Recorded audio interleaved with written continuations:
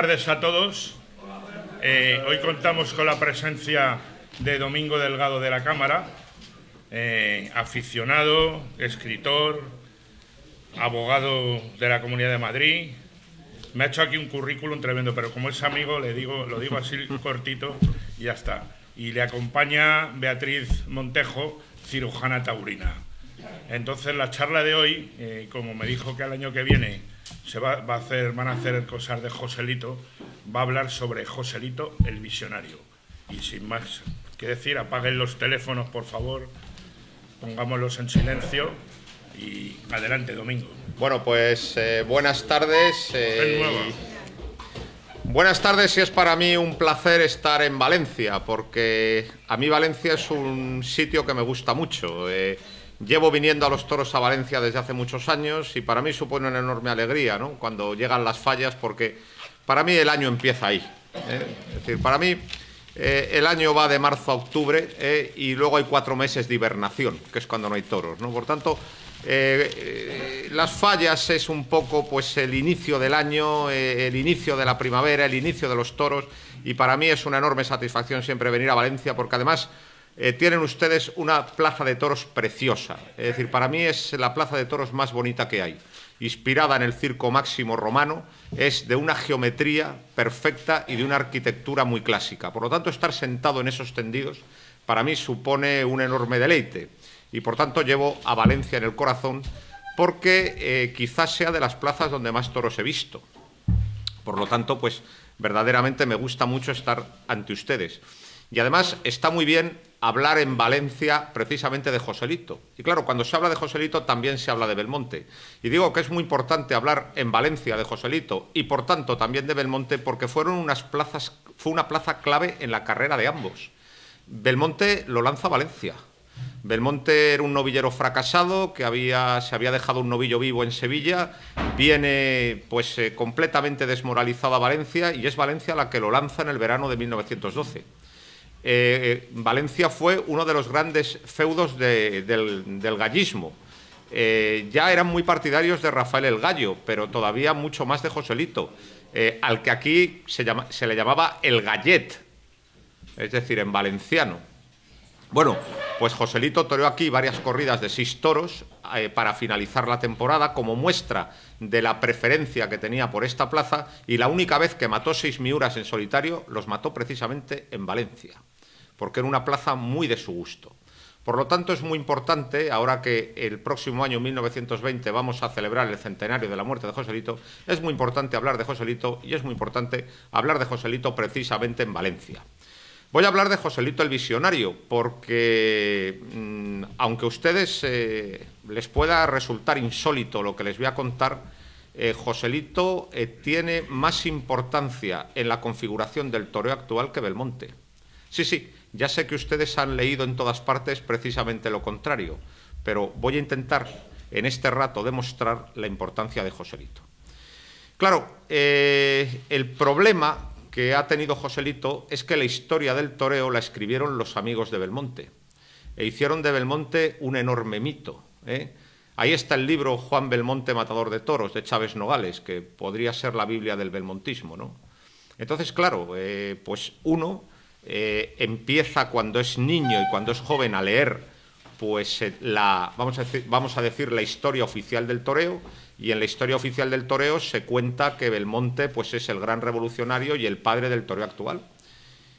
Pero claro, conforme vas leyendo y vas viendo las imágenes amarillentas que todavía quedan, te das cuenta de que el auténtico fenómeno era Joselito.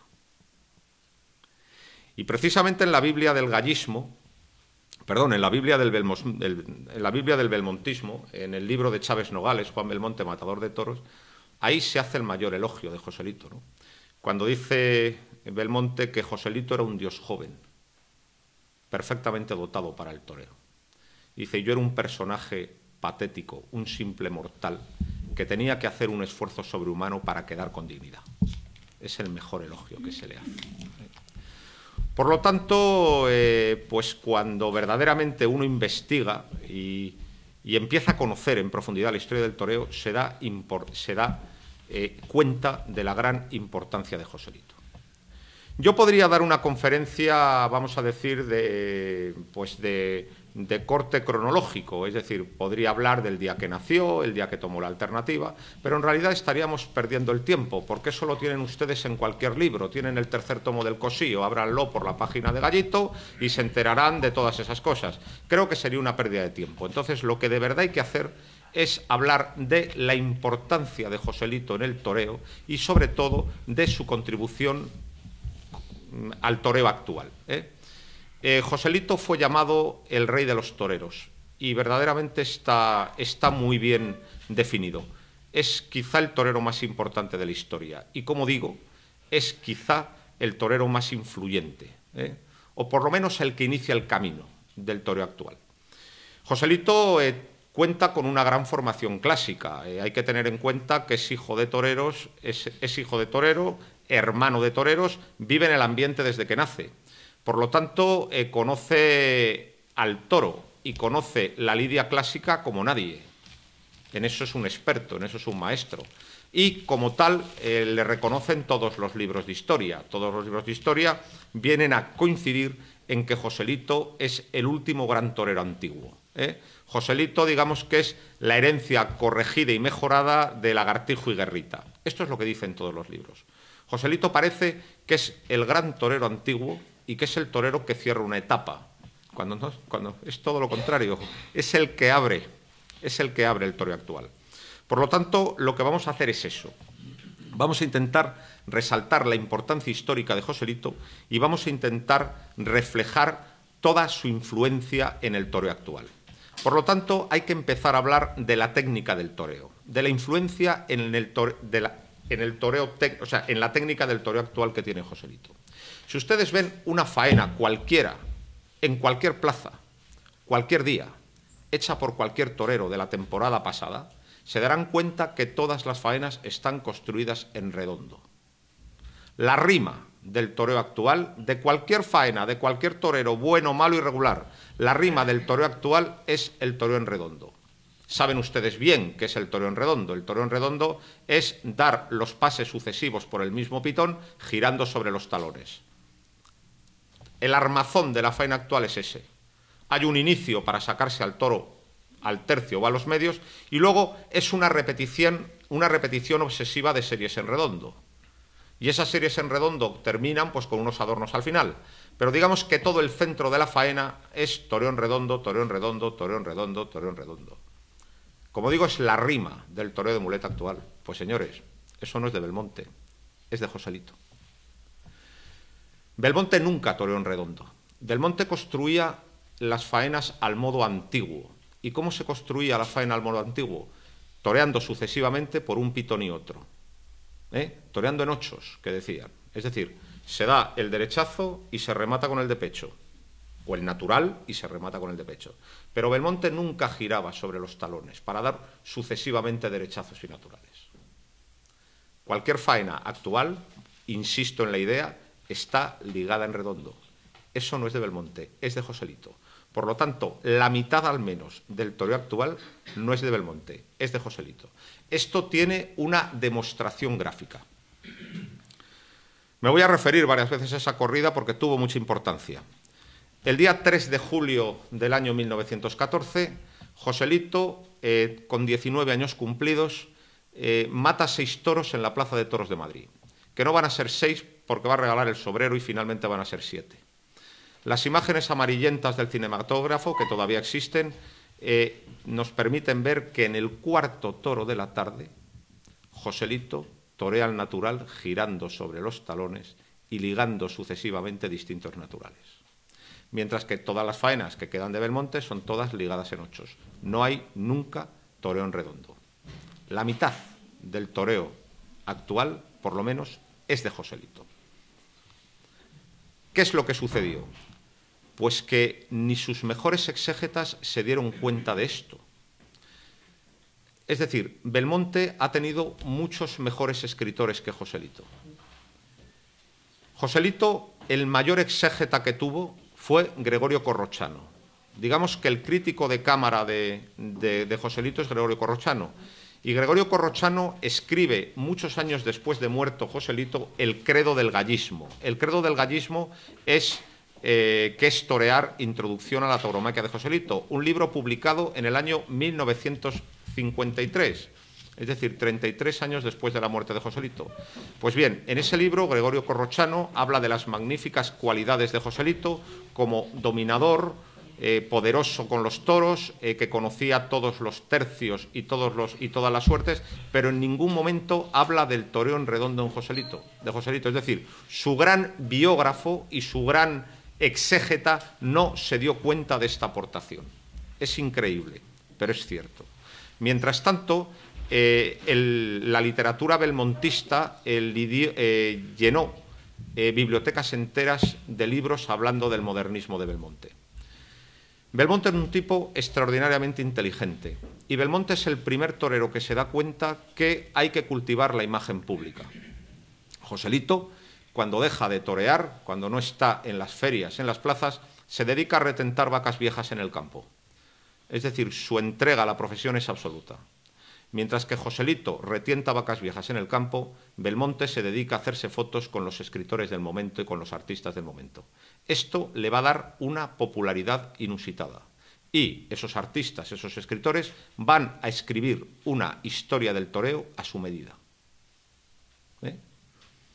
Había un poco de impostura en la actitud de Belmonte, porque Belmonte se hacía 4 fotos con Pérez de Ayala, con Valle Inclán, pero después lo que le gustaba era irse con su amigo Antonio de la Villa, que era con quien verdaderamente le conocía, pues a vivir aventuras psicalípticas en los barrios más sórdidos, por ejemplo, de Madrid o de Sevilla. Es así, es así. Pero Belmonte supo labrarse una imagen pública que Joselito no se labró, obsesionado por su profesión. Y aquellos hombres hicieron una historia del toreo a la medida de Belmonte. Una historia del toreo que embalsamaba a Joselito, que simplemente le adjudicaba el papel del último gran torero antiguo sin otorgarle ningún atisbo de modernidad. Y otorgaba todo lo moderno a Belmonte. Aquí empieza, digamos, el desvarío. Entonces se va a escribir una historia oficial en torno a Belmonte que luego va a ser repetida como papagayos por todos los que vinieron después. Gente que ya no lo vio y que lo único que hace es repetir como papagayos lo leído. Y entonces aquello que empezó como una pequeña bola de nieve, una mínima bola de nieve, cuando fue cayendo por la ladera fue una bola enorme que lo arrolló absolutamente todo. Pero la auténtica realidad es que Belmonte jamás toreó ligado en redondo. Esta es la auténtica realidad. Entonces, ¿qué hizo Belmonte? ¿Cuál es la aportación de Belmonte? Pues la aportación de Belmonte también es muy importante. Pero como vamos a ver, es la historia del toreo, o digamos, la consecución del toreo moderno es una obra colectiva, donde van a intervenir varios nombres. No es una obra exclusiva de Belmonte, como siempre se ha dicho. ¿Qué es lo que hace Belmonte? Bueno, pues ustedes habrán leído 1000 millones de veces, porque es archirrepetido en todos los libros, que Belmonte lo que hizo fue quedarse quieto. Pues no es cierto. No es cierto. No. Belmonte aporta otras cosas, pero no consigue quedarse quieto. Vamos a decir que Belmonte sí que es verdad que incorpora la inquietud. Es decir, Belmonte no consigue quedarse quieto, pero al menos deja esa inquietud en el aire. Ya está en el éter de las plazas el deseo de quedarse quieto.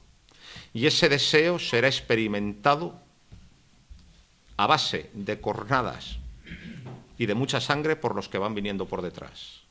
Belmonte aporta la inquietud, pero no va a conseguir quedarse quieto, porque ¿qué es quedarse quieto? Pues quedarse quieto es conseguir dar muchos muletazos en el sitio sin moverse, porque Belmonte daba el natural y el de pecho, pero inmediatamente se reponía y buscaba el pitón contrario, no era capaz de dar un tercero, eso no es quietud, eso sería una semiquietud. La quietud es verdaderamente estarse como un palo y dar un montón de muletazos. Eso lo hará otro, no él. Entonces, ¿qué es lo que verdaderamente aporta Belmonte? Pues es muy curioso. Belmonte tiene una genial aportación. Una aportación que también será muy decisiva. Y lo más increíble es que todos sus biógrafos que llenaron bibliotecas enteras intentando descifrar el toreo de Belmonte, no se dieron cuenta de su aportación. Belmonte es el descubridor del pitón contrario. En sus andanzas por esos campos, en las noches de luna, para intentar muletear a las vacas palurdas de la marisma, Belmonte descubre que las reses entre los dos ojos tienen un punto muerto y que si te metes en ese punto muerto y sacas la muleta por el ojo de fuera, desplazas al toro. Esto va a ser lo que a Belmonte le va a hacer sobrevivir en el toreo. Lagartijo decía, si no se quita usted, le quita el toro. Belmonte, yéndose al pitón contrario y sacando la muleta por el ojo de fuera, hace que el toro se desplace sin que él tenga que moverse. Esta es la gran aportación. Este es el secreto de Belmonte y esto es lo que le va a hacer sobrevivir como torero. Guerrita había dicho, dense prisa para verle torear. No, hubo 30 años para ver a Belmonte. ¿Por qué? Porque Belmonte tenía un conocimiento que no tenía Guerrita, que era el del pitón contrario. Esta es la gran aportación. Y luego además, Belmonte es el gran esteta. Es decir, Belmonte es el primer torero artista. De un modo intuitivo, de un modo inconsciente, Belmonte va a hacer dos movimientos. Uno es echar el pecho hacia adelante y otro, echar la pierna hacia adelante. Y con esos dos movimientos va a cambiar para siempre la estética del toreo. Prácticamente desde ese momento se va a entender que ese es el toreo más bello. Y muy poco después se va a entender que ese es el toreo clásico, a pesar de que no se había hecho hasta entonces, porque lo que decían las antiguas tauromaquias de Paquiro y Pepeillo es que había que estar vertical y en rectitud, un poco en el aire de Manolete. Eso es lo que dicen las antiguas tauromaquias, que yo creo que era un deseo incumplido, porque luego, cuando el toro atacaba y no teniendo ninguna técnica, había un movimiento constante. Pero el ideal de las antiguas tauromaquias es la verticalidad, pero que no se conseguía. Pero bueno, Belmonte, con aquel echar la pata para adelante y el pecho para adelante, cambia para siempre la estética. Belmonte es el gran esteta.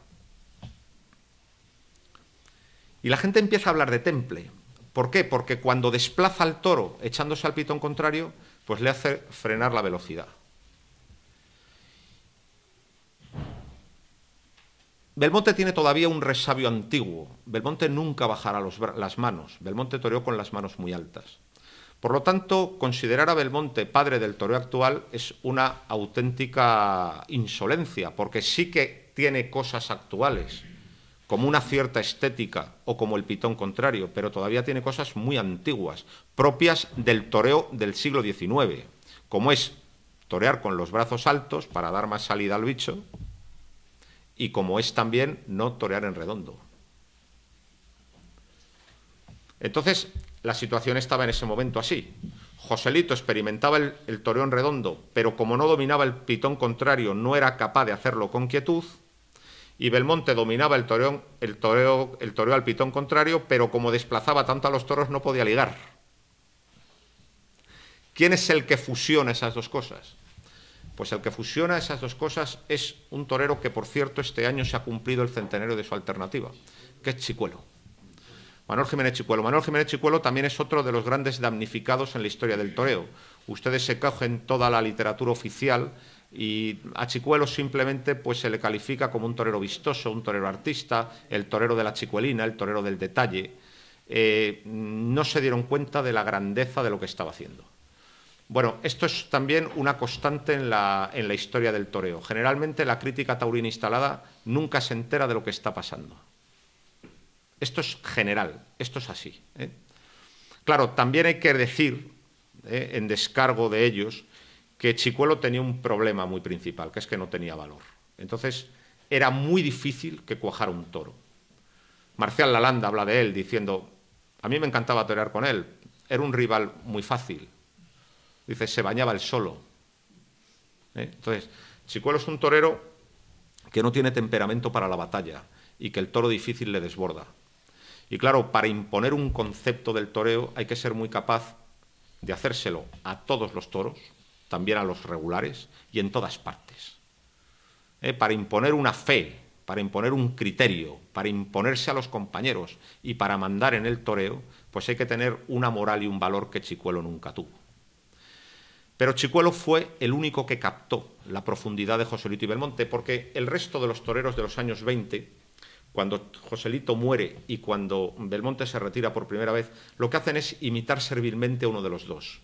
Se pueden ver las dos líneas. Los imitadores de Joselito en las banderillas, la variedad con el capote, pues son Marcial Lalanda, Granero, Armillita, Manolo Bienvenida, y también se ve a los imitadores de Belmonte, en el pecho para adelante y la pata para adelante, Fernando Domínguez, Curro Pulla, Cagancho, pero les imitan en lo superficial, no en el fondo, no han captado la técnica. El que capta la técnica es Chicuelo, que se da cuenta que Belmonte se va descaradamente al pitón contrario para desplazar al toro y Joselito torea en redondo. Entonces lo que hace es ensamblar eso. Se va al pitón contrario en el primer muletazo, pero sin desplazar mucho al toro, lo que le permite girar sobre los tarones y ya ligar al hilo del pitón el toreo en redondo tal y como ahora se hace.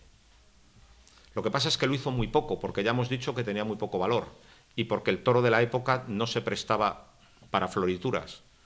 Lo hizo 2 veces en México, en el año 25 y 26, lo hace en Madrid en el año 28, al célebre toro Corchaíto, de Graciliano Pérez Tabernero. El público se dio cuenta inmediatamente de la importancia de la faena, es una faena tal cual es ahora, es decir, ligada totalmente en redondo quieto, y rematada la serie con el pase de pecho. El público se pone de pie y empieza a agitar los pañuelos sin haber entrado a matar. La crítica del día siguiente, salvo Federico Alcázar, no se enteró nadie de lo que había hecho, ni siquiera Corrochano, que se pasa la crónica metiéndose con un torero de aquí, Vicente Barrera, que ese día había confirmado la alternativa y que le caía muy mal. Y le llamaba el torero gorrión, porque estaba mucho de puntillas. No se dieron cuenta de lo que había hecho Chicuelo, pero ahí quedó. Ahí quedó. Chicuelo siguió transitando entre desigualdades y entre altibajos y tal, pero alguien le vio, y le vio en el campo, porque Chicuelo era un tentador bueno y andaba mucho por las ganaderías andaluzas. Y claro, con las becerras de la tienta sí que lo prodigaba mucho. Con el toro de corrida le costaba, pero con la becerra de tienta sí. Y quien lo ve es Manolete. Y Manolete ya es quien impone definitivamente ese toreo, porque tiene el valor que Chicuelo no tiene. Y Manolete ya es el que obsesivamente, porque tiene el valor que Chicuelo no tiene, ligará todas las faenas en redondo de modo obsesivo, constantemente, permanentemente. Y todos los toreros que han venido después, tengan el estilo que tengan, están en esa misma inquietud. Es, digamos, el canon del toreo. Bueno, pues gran parte de ese canon del toreo no era de Belmonte, quien empezó a inspirarlos Joselito. Por lo tanto, digamos que los 4 nombres claves del toreo actual son Joselito, Belmonte, Chicuelo y Manolete. Atribuir por entero el toreo actual a Belmonte es temerario, viendo las imágenes. Y desde luego Joselito tiene la misma importancia que Belmonte, porque Belmonte no toreaba en redondo, que es la obsesión del toreo actual. Esto es así. Y esto es indiscutible. Cualquiera que vea las imágenes pues se da cuenta. Y desde luego, en este momento, hay que citar a un hombre. Bueno, en realidad se llamaba Carlos Fernández Valdemoro, pero él firmaba como José Alameda. José Alameda se tuvo que marchar a México porque era rojo. Era hijo de un ministro republicano y toda su carrera la hizo en México. Y aquí fue muy mal considerado, pero deja las claves de todo esto. El único. Cuando intentó volver a España, Navalón y toda la crítica se le echó encima, porque claro, les dejaba en muy mal lugar y tiraba por la borda todas sus teorías. Pero Alameda, quizás sin hacer una configuración global de todo este asunto, porque digamos que Alameda mandaba telegramas, son pequeñas reflexiones, pero sin extender el concepto, pero lo deja ahí, ¿no? Pues en esas imágenes Joselito torea en redondo. Aquí no se le hizo ningún caso, pero desde luego es quien verdaderamente resuelve el hilo del toreo. Y en ese hilo del toreo actual, Joselito es esencial. Pero no acaba ahí la función de Joselito como torero decisivo y como torero visionario. Joselito es el padre del toro actual. he escrito el siguiente comentario. Con el toro que creó Joselito en el campo, floreció el arte de Belmonte. Y la frase debe ser buena cuando la he visto por ahí repetida, pero sin citar al autor. Tiene que ser buena la frase. Pues sí, es decir, Joselito es quien crea el toro actual. Joselito va a los tentaderos siendo muy niño, a los tentaderos del campo andaluz, y es tal las lecciones de sabiduría que prodiga que todos los ganaderos están boquiabiertos. Joselito rompe una auténtica muralla, porque fíjense ustedes lo importantes que habían sido en su momento pues Lagartijo o Guerrita. Pero Lagartijo y Guerrita nunca se sentaron a comer en la mesa de un ganadero. ¿Por qué? Porque en aquella sociedad donde las clases sociales estaban muy definidas y muy estratificadas, pues por muy buen torero que fueras, por muy figura del torero que fueras, pues tú eras de una clase social más baja que un ganadero y jamás comías con él. Bueno, pues Joselito ejerce tal fascinación en los ganaderos que le sientan en su mesa. Y todos presumen de quererle como un hijo. Y todos son los primeros en llamarle a las tientas.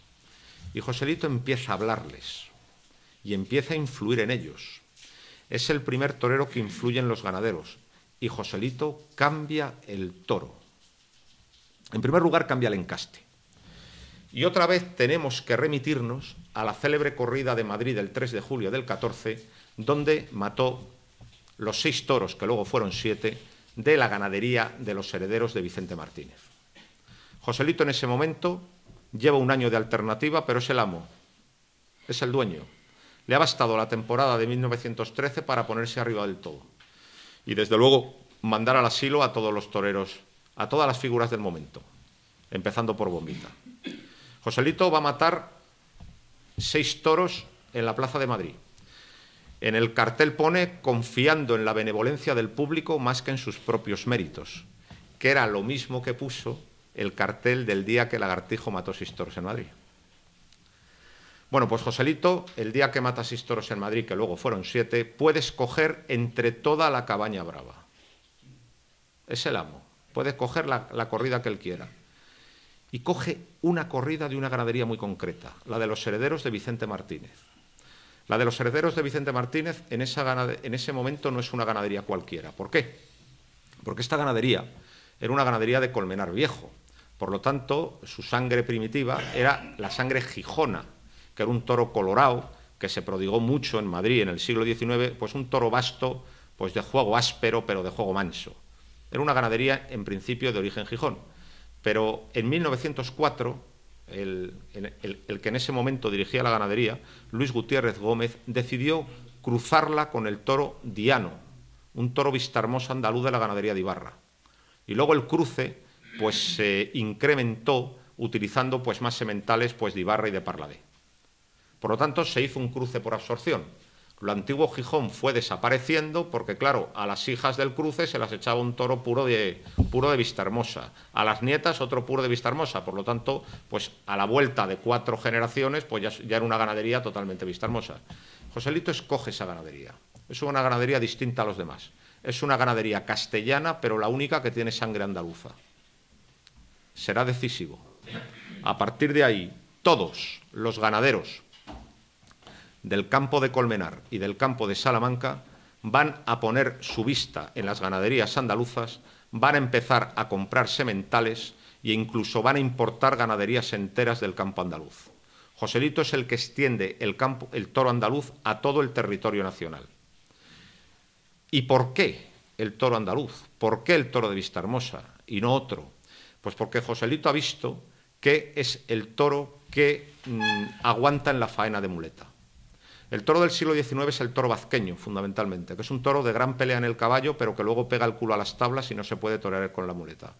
Joselito ha visto que ese toro está desfasado, que el toro que va a prevalecer en el futuro es un toro que permita, un toro más noble, un toro más ingenuo y un toro que permita el lucimiento en el último tercio. Por eso impulsa fundamentalmente pues, al toro andaluz. Y tal es su influencia que, lo vuelvo a repetir, todos los ganaderos castellanos, todos empiezan a encastar sus ganaderías con estos encastes. cosa que le viene de maravilla a Belmonte, porque es Joselito quien le quita todas las ganaderías ásperas de delante. Por lo tanto, es el que extiende el toro de Vistahermosa. Ahora, en estos últimos años, nos hemos quejado mucho de la desaparición de encastes. Claro, quien conoce la historia del toreo sabe que la gran desaparición tuvo lugar en tiempos de Joselito y Belmonte, a impulso de Joselito. Es decir, por ejemplo, Joselito prácticamente ya no torea toros navarros. Me parece que mató 2 obreros en Pamplona y otro en Zaragoza. Vamos, o sea, prácticamente Joselito ya no toreó el toro navarro.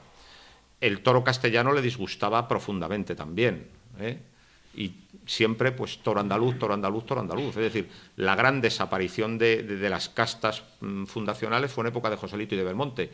Pero en aquel momento a nadie le preocupa, o al menos no he leído ni una sola línea lamentando la desaparición de estos encastes antiguos, porque todo el mundo entendía que se estaba impulsando el toro que más embestía y el toro que más propiciaba el éxito del torero. Por lo tanto, a todo el mundo le pareció bien.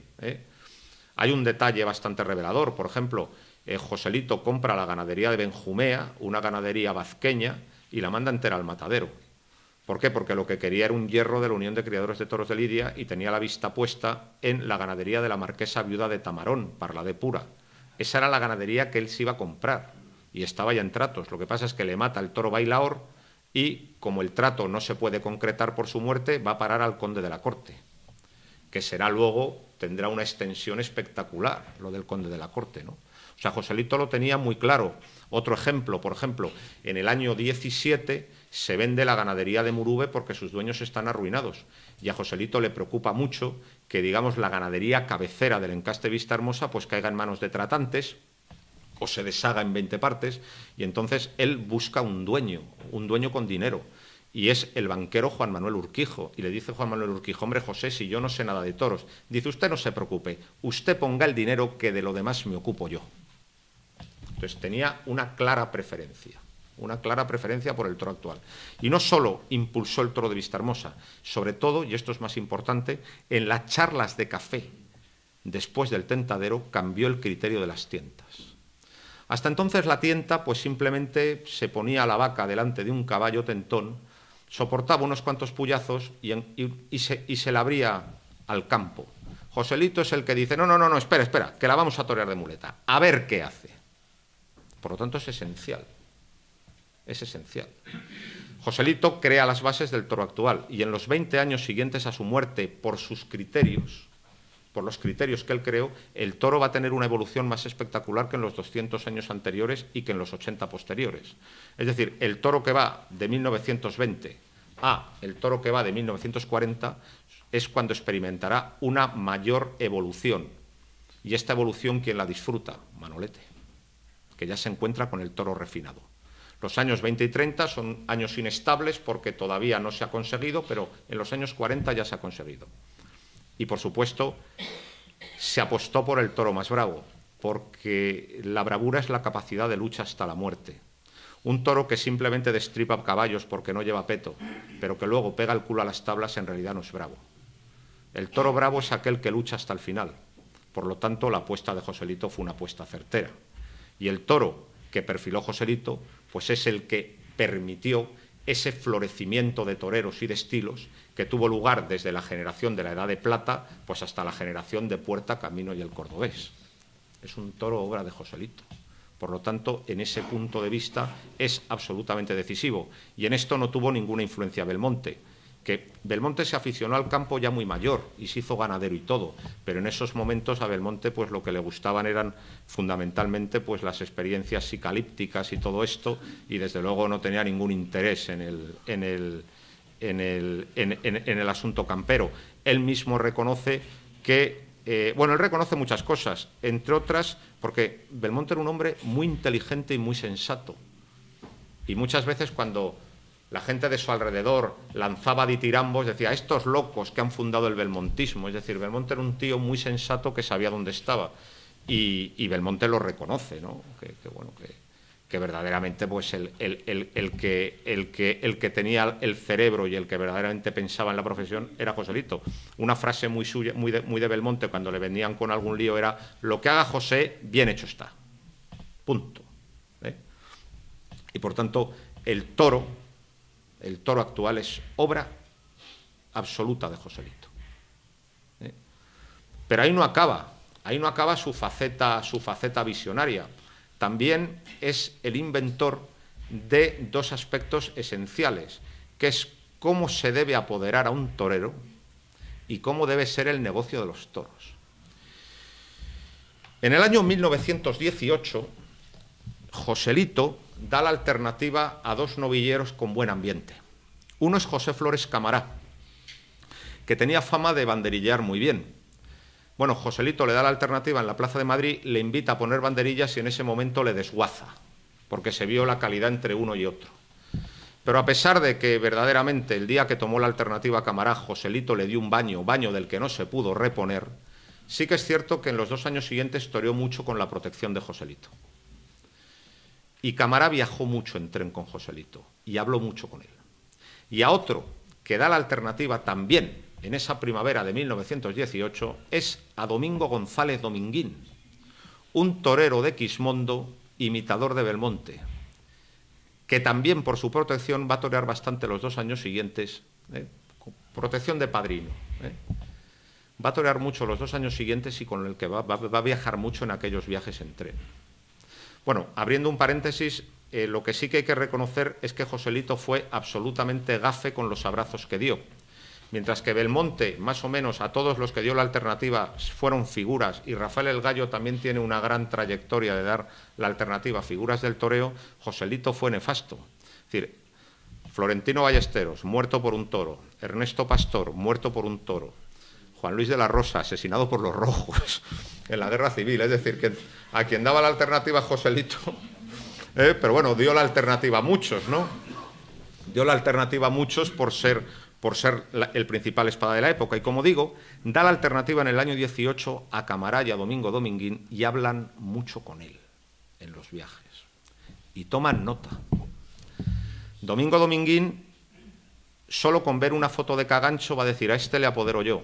Y le pone en figura a un torero tan difícil de defender como Cagancho, que el año que tomó la alternativa se dejó 24 toros vivos, que no está nada mal.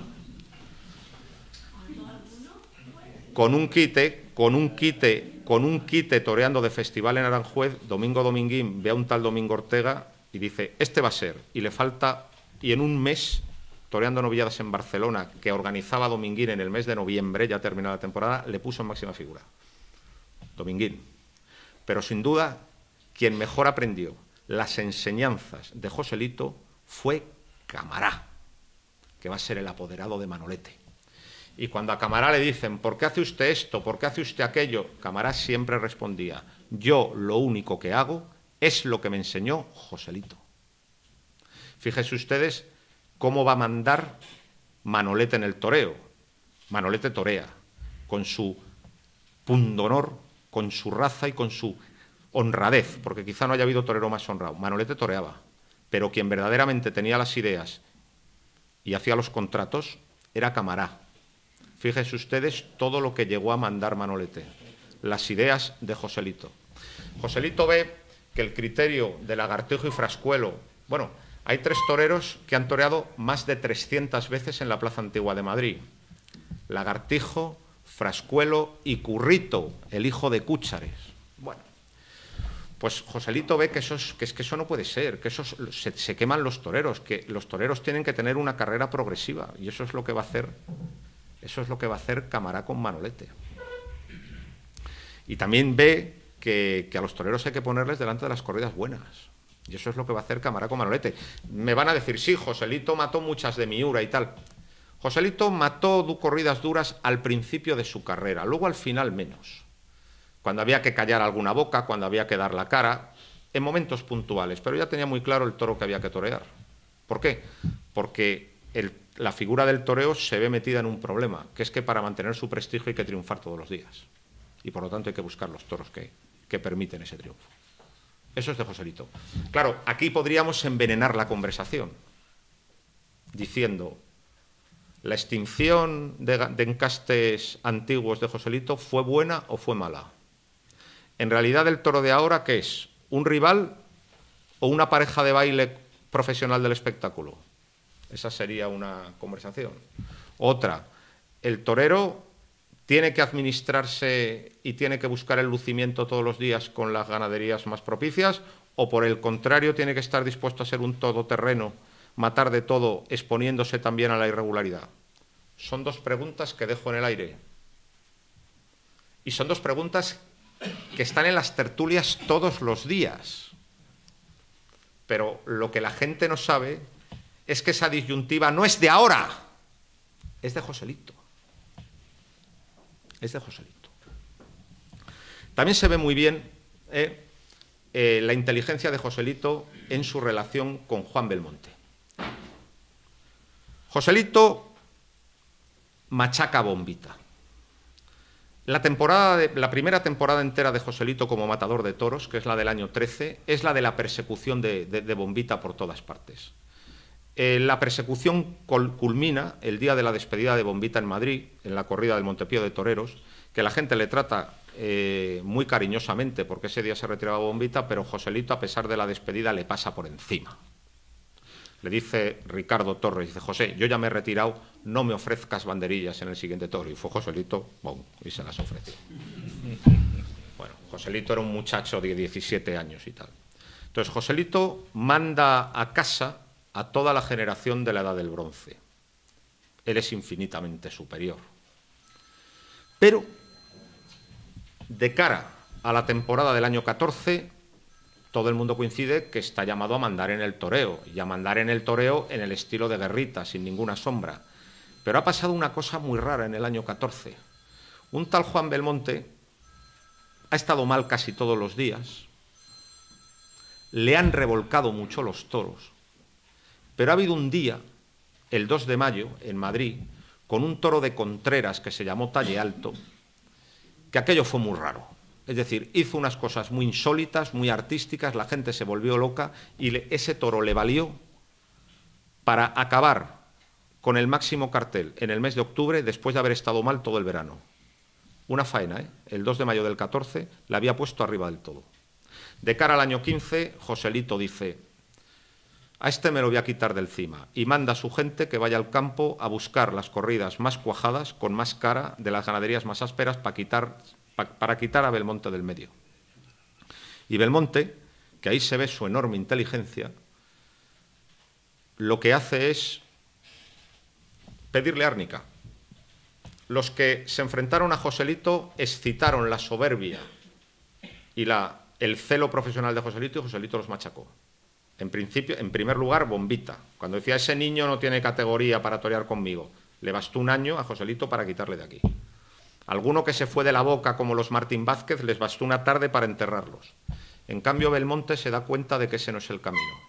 Y Belmonte manda a un amigo con este mensaje a Joselito. Dice: maestro, si usted quiere, puede acabar conmigo en una corrida, pero piense que juntos podemos ganar el dinero que nunca hemos soñado.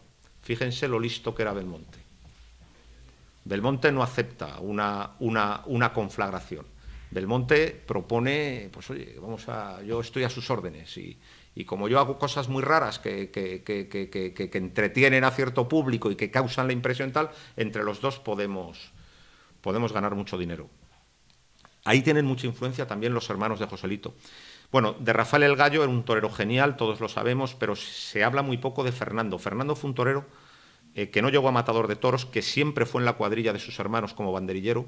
Fue un hombre de carácter muy depresivo, pero era un hombre extraordinariamente inteligente y conocía muy bien la historia del toreo. Y era una persona con la que Joselito hablaba mucho y aceptaba sus consejos. Y por lo visto, entre los dos hermanos mayores dijeron: no, vamos a dejar a Belmonte. Porque acuérdate de Guerrita. Guerrita fue acabando con todos, se quedó solo en la cúspide, cayó mal a todo el mundo por su soberbia y le acabaron echando. Saben ustedes que el día que se retiró Guerrita en Zaragoza, el 15 de octubre de 1899, dijo entre lágrimas: no me voy, me echan. Entonces se decidió, pues, ayudar a Belmonte. Yo creo que también influyó mucho precisamente lo buen aficionado que era Joselito. Joselito se da cuenta que los demás son toreros convencionales que no van en un duro, pero ve en Belmonte un toreo que le gusta, un toreo muy artístico, un torero que hay que ayudar, a un torero que hay que proteger. Por lo tanto, Joselito y Belmonte fueron una razón social, una razón comercial que ganó muchísimo dinero y estaban de acuerdo en todo. La frase de Juan era siempre la misma: lo que haga José, bien hecho está.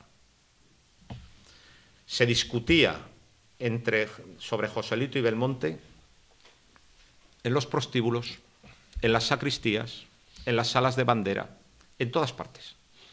En ese momento está teniendo lugar en Europa la Primera Guerra Mundial. Pero la Primera Guerra Mundial es una cosa, la división entre germanófilos y aliadófilos es una cosa de gentes de casino, de gentes ilustradas. La gente normal o es de Joselito o es de Belmonte.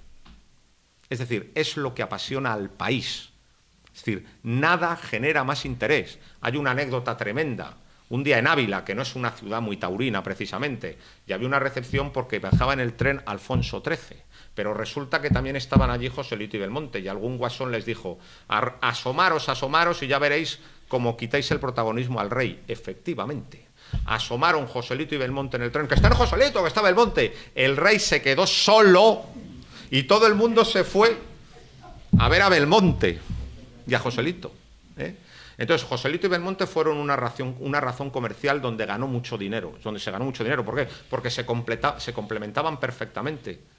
Uno era un torero intenso, Belmonte; otro un torero extenso, Joselito. Uno era un torero patético a merced de los toros; otro un torero poderoso. Digamos que todo el abanico lo dominaban ellos. Y ganaron muchísimo dinero. Y eran muy amigos. Y, por ejemplo, Joselito, en todos sus problemas amorosos, quien tenía de confidente era Belmonte en aquellos viajes larguísimos. El auténtico enemigo de Joselito era Gaona, del que no se habla. Un torero mexicano muy bueno, pero un poco abúlico, pero que cuando hacía esfuerzos era un torero extraordinario. La tarde clave de la edad de oro es precisamente la corrida del Montepío del 17. Era muy buen banderillero Gaona también, igual que Joselito, donde los dos dieron una gran tarde con los palos, pero luego Belmonte le salió el toro barbero de Concha y Sierra en sexto lugar, que fue la faena de su vida. Esa es la gran tarde. Estaba Gaona. Y Gaona siempre se llevó muy mal con Joselito. ¿Por qué? Porque eran muy parecidos. Aquí no eran complementarios, eran toreros iguales, toreros poderosos, buenos banderilleros. Lo que pasa es que Gaona se va a retirar solo por un fracaso muy grande que tiene con un toro de Albaserrada en el año 18 en Madrid, un toro que se llamó Barrenero, al que se dejó vivo. Pero la gran animadversión de la Edad de Oro, aunque la gente no lo sepa, es la de Joselito y Gaona, porque Joselito y Belmonte estaban de acuerdo en todo. Y claro, esto era un negocio extraordinario. La gente se lo quitaba de comer para ir a los toros. La gente alquilaba el colchón. La gente iba al Monte de Piedad a dejar el anillo de casao para la entrada de los toros. Y claro, había un problema. Las plazas se habían quedado pequeñas. Entonces Joselito es el cerebro de las plazas monumentales. La idea está muy clara. Hagamos plazas el doble de grandes para ganar el doble de dinero. En realidad, con Joselito tiene lugar la segunda revolución industrial del toreo. Hubo una primera revolución industrial. La primera revolución industrial es en tiempos de Lagartijo y Frascuelo. Lagartijo y Frascuelo, pues desde el año 1867 hasta el año 1890, van a tener la competencia más larga del toreo. Y esta sí que es una competencia llena de educación, porque a pesar de que eran los dos semianalfabetos, eran unos hombres muy respetuosos y muy educados. Se respetaron mucho fuera de la plaza, pero dentro de la plaza no se conocían. Fue una lucha muy larga entre los dos. Y además, como digo, es la primera revolución industrial porque les ayudan dos cosas. Una, el ferrocarril. En su época el ferrocarril va a llegar a todas las capitales de provincias y se van a erigir plazas prácticamente en todas las capitales de provincia. Y además también el periódico va a llegar al casino contando la corrida de Madrid de todas partes. Entonces, Lagartijo y Frascuelo van a popularizar extraordinariamente la fiesta. Es la primera revolución industrial. La segunda va a tener lugar en tiempos de Joselito y Belmonte. ¿Con qué? Con las plazas monumentales. La primera es la plaza de Barcelona, tristemente cerrada en estos días. También es el inspirador de la plaza de toros monumental de las Ventas. Él lo pone todo. Convence a la Diputación para que ceda unos terrenos, Tenía un arquitecto muy partidario suyo que se llama José Espeliú, que es quien hace los planos y desde luego maravillosos de la Plaza de las Ventas. Y luego además José Espeliú es quien le presenta a Fernando Jardón. Fernando Jardón era un indiano que había ganado mucho dinero en América, en Argentina, que era en ese momento empresario del Teatro Real y que le convencen para erigir la Plaza de Toros de las Ventas. Plaza de Toros que costó 2,5 millones de pesetas. Esto era una auténtica salvajada para la época. Bueno, pues esa es una gran obra de Joselito que no va a haber finalizada porque va a morir en Talavera con 25 años. Y la va a inaugurar su amigo Belmonte. Porque él no pudo, porque él murió antes, pero es todo el impulso, toda la obra, la constitución de la Sociedad Nueva Plaza de Toros de Madrid, Sociedad Anónima, es cosa de Joselito. Y también es impulsor de la Plaza de Toros Monumental de Sevilla. El criterio es el mismo, la maestranza se queda pequeña cuando toreamos nosotros. Lo que pasa es que la Plaza de Toros Monumental de Sevilla va a ser la causa de sus amarguras y va a ser la fuente de los mayores disgustos de Joselito. Y en realidad está hasta detrás de su muerte. Joselito tuvo 3 disgustos en su vida. La muerte de su madre, al que estaba muy unido, una relación de noviazgo difícil con Guadalupe de Pablo Romero, porque su padre se negaba al matrimonio con ella, pero sobre todo la gran fuente de amarguras es la Monumental de Sevilla. Los maestrantes inmediatamente empiezan a maniobrar para que esa plaza no sea una realidad. Maestrantes en ese momento muy poderosos porque, claro, en la sociedad muy estamental y muy clasista de Sevilla, pues los maestrantes lo eran todo. Aquí también existe una enorme contradicción. Según la literatura, Joselito es el conservador y Belmonte es el revolucionario. Pues no.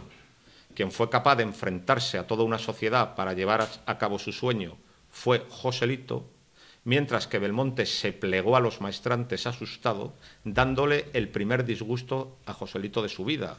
Es la primera decepción que Joselito tiene con Belmonte. Joselito esperaba que Belmonte le secundara, como hacía siempre con la Monumental, y cuál no es su sorpresa cuando se va con los maestrantes. O sea, aquí quién es el revolucionario y quién es el burgués. Bueno, pues Joselito pone en marcha la la Monumental, y todo es un rosario de disgustos. No consigue un arquitecto en Sevilla que le firme un proyecto. Tal era el miedo que tenían todos los arquitectos a los maestrantes. Tiene que marcharse a San Sebastián, y quienes le firman un proyecto es Urcola, que era el que había hecho la bonita plaza del Chofre de San Sebastián. No consigue un capitalista. Tiene que irse a Málaga, que es José Lisen, que era un hombre que había ganado mucho dinero en distintos negocios de madera y negocios de olivareros. O sea, tiene que buscarlo todo fuera, porque en Sevilla nadie le ayudaba. Pero todavía no había llegado lo peor. Lo peor viene cuando el día de la prueba de resistencia, pues pusieron unos barrenos en las vigas de la plaza y le dinamitaron 2 tendidos, que se hundieron. Esto lo ha demostrado un arquitecto actual que se llama Fidel Carrasco, que ha escrito un libro al respecto, donde demuestra que efectivamente ahí hubo una mano negra. ¿Por qué? Porque cuando se pone excesivo peso en una estructura, la estructura va hacia abajo. Pero es que se encontraron cascotes y trozos de las vigas a 3 kilómetros a la redonda. ¿Por qué? Porque habían estallado. Le tiraron la plaza, los maestrantes, la volvió a levantar y la consiguió inaugurar. Pero hete aquí que encima emprendieron una auténtica campaña de desprestigio. Belmonte ha hecho una gran temporada en el año 17 porque, lo reconoce él, he aprendido a torear al lado de Joselito, ya los toros no le tropiezan tanto. Belmonte hace una gran temporada el año 17, por cierto, un paréntesis, Joselito y Belmonte con aquellos medios de comunicación toreaban 100 corridas al año. Lo digo para aquellos ilustrados que dicen ahora que lo exquisito y lo chic es torear una al año. y que dicen que el mejor torero de la historia es ese que torea una al año. Bueno, pues Joselito y Belmonte toreaban 100 con aquellos medios precarios. Bueno, pues Belmonte ha terminado muy bien la temporada del 17 y en Lima, a final de temporada, se casa. Y de cara a la temporada del 18 no torea. ¿Saben lo que estaba haciendo en realidad? Se estaba quitando de la tormenta. Se estaba quitando de la tormenta. Total, que Joselito afronta la temporada del año 18 solo, sin su socio principal, y por eso tiene que echar mano de todos los toreros jóvenes, pues de Cámara, de Dominguín, de Fortuna, de Varelito, de Curro Posada, que le repesca, que era un poco más mayor, porque no tenía nadie en las ferias. Joselito hace una campaña excepcional en el año 18, compitiendo contra sí mismo. Está extraordinario, pero tiene una prensa en contra pertinaz.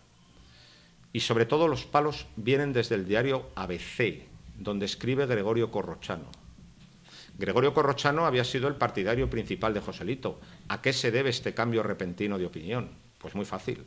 Corrochano escribía en ABC y ABC era propiedad de Luca de Tena, que era maestrante. Entonces había que hundirle para que la plaza de Sevilla Monumental, la Plaza Nueva, no tuviera vida. Y le amargó la vida durante el año 1918. Para acabar de ensuciar el asunto, se publica en ABC una crónica que se llama El cortijo de los Merinales. Los Merinales eran un apeadero ferroviario que estaba cerca de Sevilla, donde se embarcaban los toros con destino a las ferias. Iban allí las paradas de bueyes con las corridas, había allí un embarcadero y los toros pues pasaban encajonados a los trenes que los distribuían para las distintas ferias. Y dice el artículo que por orden de Joselito se está afeitando a los toros. Es muy curioso, ese artículo ha existido, y digo que ha existido porque hay muchísimas referencias del artículo, pero a pesar de que he rastreado la hemeroteca de ABC arriba y abajo, no he conseguido encontrarlo. Alguien lo quitó. Alguien lo quitó. Total, que Corrochano le acusa de todo, le echa al público encima, Joselito solo tiene tal superioridad que eso cabrea a la gente. Es decir, el torero patético, el torero que está a merced del toro, ese logra la simpatía de la gente, pero el torero que muestra una superioridad harta a la gente, no tiene más que detractores a pesar de ser el mejor. Le ha pasado a Lagartijo, Guerrita, Joselito y toreros más actuales, el último Enrique Ponce, que no ha tenido más que detractores. Por lo tanto, le están dando leña durante el año 18. El año 19 es otro año durísimo, porque sí que ha vuelto Belmonte. Pero Joselito torea en la Monumental y Belmonte en la Maestranza. Y aquí hay que hablar de un gran personaje, que se llama Ignacio Sánchez Mejías. Ignacio Sánchez Mejías, que fue un torero muy valiente y además un gran intelectual, era cuñado de Joselito, estaba casado con una hermana. Joselito le había dado la alternativa en el año 19. Y entre las muchas cualidades que adornaban a Ignacio Sánchez Mejías era una enorme capacidad para las relaciones públicas. Y entonces Mejías le dice, vea, vamos a arreglar esto porque esto no puede seguir así y tal, total, que al final hubo un apaño. También hubo un apaño porque vio la empresa de la Maestranza que había que apañarse con Joselito y su Monumental porque estaban perdiendo dinero. Y entonces el apaño tiene lugar a principios del año 20. En el año 20, digamos que tanto la Monumental como la Maestranza los va a llevar la misma empresa, José Salgueiro, y además la feria ya se hace, vamos a decir, sin coincidir. Es decir, Joselito y Belmonte torean tanto en la Monumental como en la Maestranza porque no coinciden en fechas. Y luego hay una comida en un restaurante que todavía existe, el restaurante La Estrecha en Madrid, donde se juntan Corrochano y Joselito. Y el que les junta es Sánchez Mejías para intentar bajar los humos, después de 2 años de bastantes tiranteces. Corrochano se compromete pues a decir que, bueno, que lo de los Merinales era un rumor, que no tenía ninguna importancia, que no era verdad. Yo me malicio que era verdad. ¿Por qué? Porque ese ha sido un vicio de todas las figuras del toreo cuando han mandado en la historia. Pero bueno, Corrochano se compromete a decir que aquello ha sido un bulo, a desdecirse totalmente de todo lo dicho en los 2 últimos años, diciendo que Joselito es un gran torero. Y Joselito, para agradar a Corrochano, se compromete a torear en la corrida de feria del pueblo de Corrochano. ¿Saben qué pueblo es? Talavera de la Reina. Talavera de la Reina pues era una población de escasa importancia que tenía corridas pues con toreros del segundo nivel. Pero Joselito se ofrece precisamente para agradar a Corrochano, porque Talavera era el pueblo de Corrochano, la plaza la llevaban los primos hermanos de Corrochano, y la viuda de Ortega, la ganadería que se lidió, pues la viuda de Ortega era Venancia Corrochano, tía carnal de Corrochano. Entonces Joselito se ofrece, y además dice, además me hace ilusión especial porque esa plaza la inauguró mi padre. Pero Joselito en realidad va a agradar a Corrochano. Y a partir de ahí no hace falta que les cuente nada, porque ustedes saben perfectamente lo que pasó en Talavera.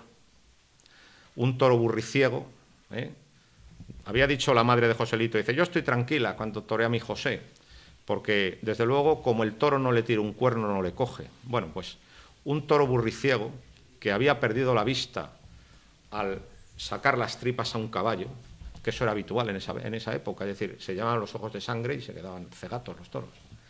Un toro pues un toro burriciego, un toro muy chico, pero tenía 5 años. Un toro que había perdido la vista, que era burriciego y que había perdido la vista. Por eso Joselito se había dado cuenta, se lo comenta a Corrochano, que estaba en una barrera, pero en un momento dado el toro de improviso se le arranca y a pesar de que Joselito le sacó la muleta, el toro que no veía se venció y bueno, pues le sacó las tripas y le mató. A partir de ahí, pues Corrochano tendrá un arrepentimiento infinito que tiene su culminación en Que es torear, introducción a la tauromaquia de Joselito, que son las páginas más bellas que se han escrito sobre él. Y a partir de ahí, pues digamos que Joselito pasa a los altares de la tauromaquia, pero pasa a los altares de la tauromaquia malinterpretado, porque simplemente se le dice que es un torero antiguo, cuando han visto ustedes que la mitad de la técnica del toreo es de él, el toro actual es de él y el negocio de los toros se lo inventó él. Es decir, no se le da la importancia, pero es una evidencia todo lo que he dicho. O sea, es que no resiste una confrontación porque ahí están las pruebas históricas. Lo que verdaderamente resulta sorprendente es que cuando se murió Joselito tenía 25 años. 25. Llevaba 8 mandando en el toreo. Fíjense ustedes todo lo que hizo. Era un niño. Es decir, en esas mismas edades, cualquier muchacho actual no ha terminado la carrera. Esos son los responsables. Fíjense ustedes lo que hizo. O sea, era un auténtico predestinado. Y permítanme, para finalizar, que haga una crítica muy acerba y muy dura a los maestrantes, pero a los maestrantes actuales. Joselito era de Sevilla. El año que viene se van a cumplir los 100 años de su muerte y el cartel que va a anunciar la Feria de Abril es una auténtica vergüenza. Estamos acostumbrados a que los maestrantes todos los años nos obsequien con un cartel feísimo digno del Museo de los Horrores. Eso ya estamos acostumbrados desde hace al menos 10 o 12 años. Pero, hombre, este año, que era el centenario de Joselito, que hagan un cartel sin que sea en su homenaje, es una auténtica vergüenza. Es increíble. Le guardan resquemor 100 años después. Y ojo, si Joselito hubiera estado vivo, que a nadie le quepa duda, que la plaza actual de Sevilla sería la Monumental y no la Maestranza.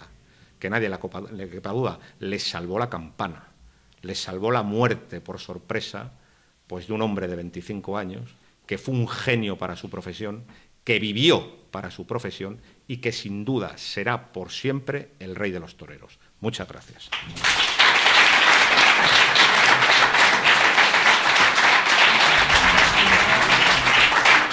Bueno, como decía Belmonte, faenas cortas de pases largos y no faenas largas de pases cortos, o sea que ya...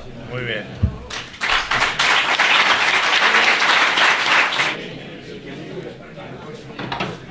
Pues muchas gracias. Muchísimas gracias.